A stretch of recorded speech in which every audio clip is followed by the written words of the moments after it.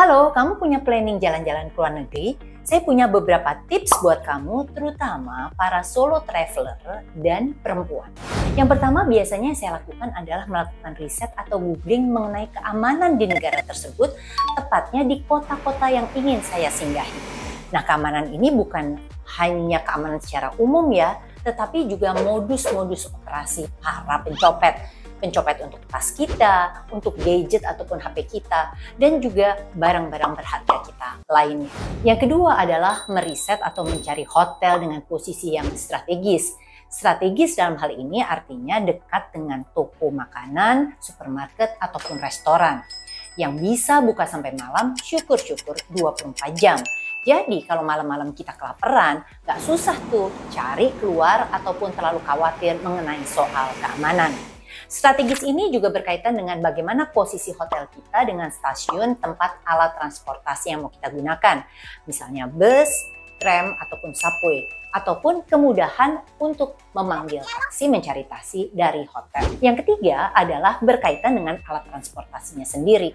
Seberapa akuntabel dan seberapa nyaman. Terutama jika kita baru datang dari bandara ataupun ingin kembali ke bandara karena membawa kopor-kopor besar.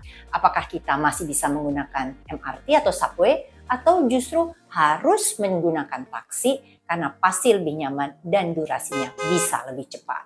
Yang keempat, ini yang biasanya terlupa, tapi penting banget untuk solo traveler, terutama perempuan, yaitu belajar atau tahu tentang kultur dan budaya setempat.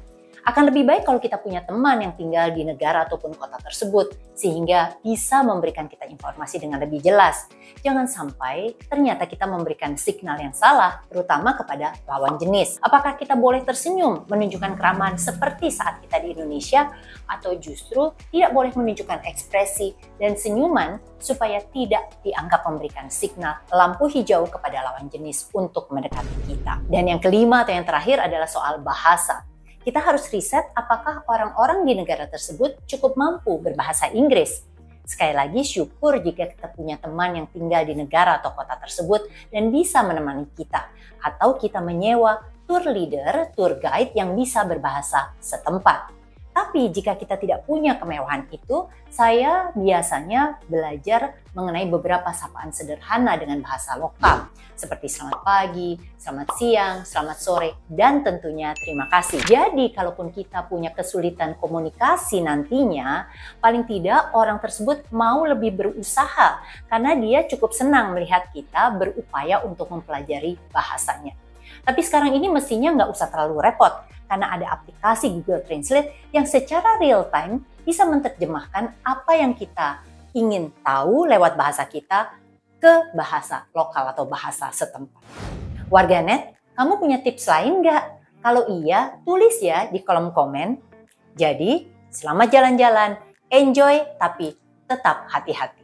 Sampai jumpa!